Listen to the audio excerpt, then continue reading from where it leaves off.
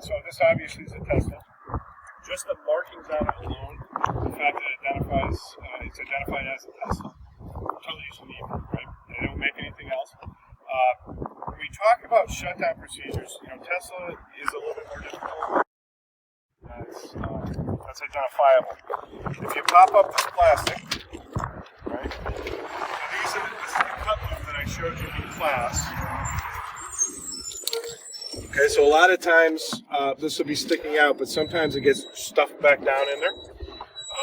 They can be on the left or on the right side, depending on the model. I've seen it on both. So going ahead and just cutting this does what? Remember we talked about how the high voltage goes? Yeah, because what does it do? It stops what from going to high voltage battery? It stops a 12 volt from going to the relay in a high voltage battery. The relay opens up, the high voltage system comes offline. And again, the confusing part though, too, without the more traditional on and off stuff, is that you start looking at the screen and it's still lit up and it's still like everything's ready to go. So you have your high voltage off, but you don't have the rest of the low voltage system contained, and the low voltage battery is just right here. Okay, so it's just a matter of cutting that and then disconnecting that, and it brings both of the systems down and offline. Okay. Now everything on this car is basically electrically driven in nature. So when you go to open the trunk, what they call it, the front trunk. I'm serious, it's a front. It's a front. You open the door here, right? The screen, the status screen pops up and it comes up with an image of the vehicle. See where it says frunk open? Yep. If you push that, it pops open the hood. Okay? To get access.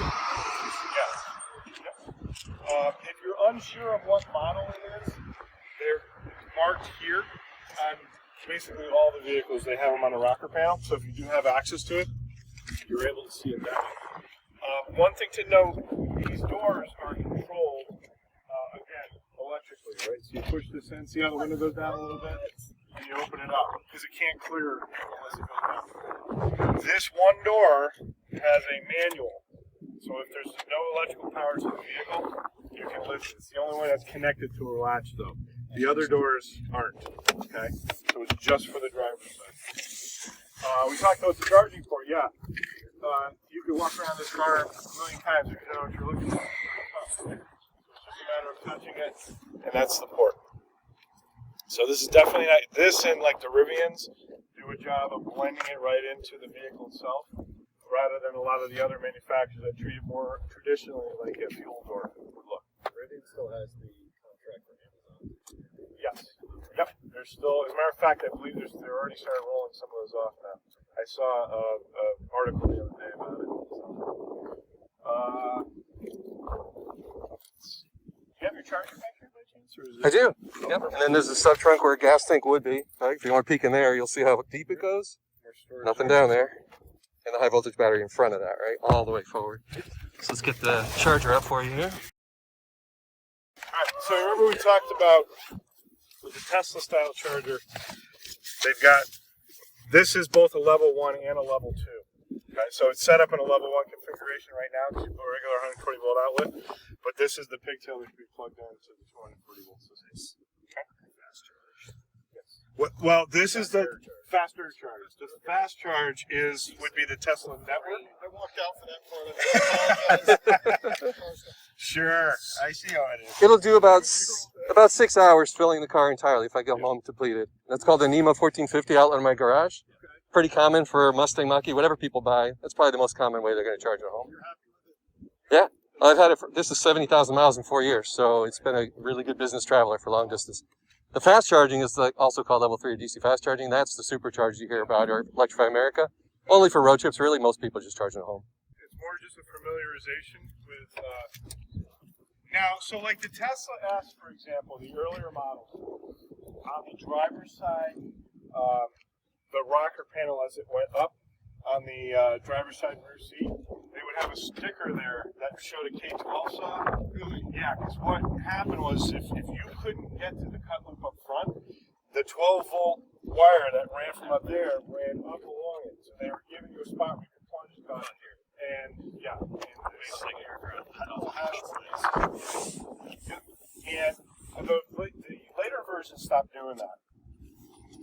Feel free to hop in if you want to take a look at the screen. Thanks for a rip. So one of the things you should That's what I was just going to ask. How do you start? My phone is the key, so I just get in and go. You're not getting very Foot in the far. brake, put it in gear, that's it. There's no key button, there's no start button. Mach-E's, I think, have a start-stop button. A lot of the US makers still have a start-stop button. There's no way to start and stop it without your phone. Oh no, there is. There's a key card. I can keep my wallet with proximity. I just put a badge here like a hotel key and it opens the car. So one of the things I know, like with you being involved in the EV club, that Yeah. would be good to kind of drive home is I know a lot of people stick this underneath to hide it because it's obviously not, but because a lot of the fire service is still just learning how to deal with this, Sure. having this sticking out is kind of important because they see that. Obviously, there's a helmet on it. They know there's something underneath there that I need to go after. And we've seen a lot of them where they have left them out. Some people have actually said, "Well, I shoved it back in there because it wasn't good to look at."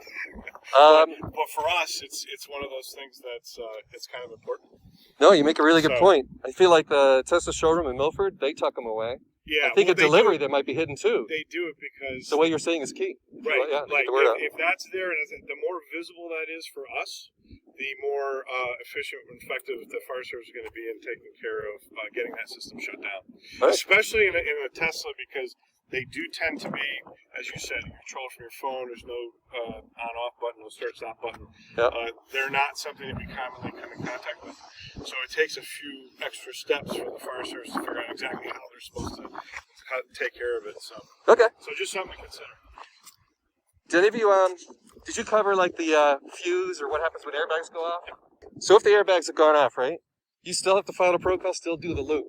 Even though you know the main high voltage fuse is blown, right? The bottom line is you're relying 100% on the computer Exactly. to do exactly what it's supposed to do. And Yep. we're still going to follow every single procedure just in case it didn't shut down the way it was supposed to. Makes sense. So, yeah. Do you learn anything about tow mode or any of that hazard buttons? Or that's not so important. That's more for the towing crew. We talked about just making sure that the tow companies are aware that law enforcement in the state are the ones that call for the tow companies to retrieve the vehicle.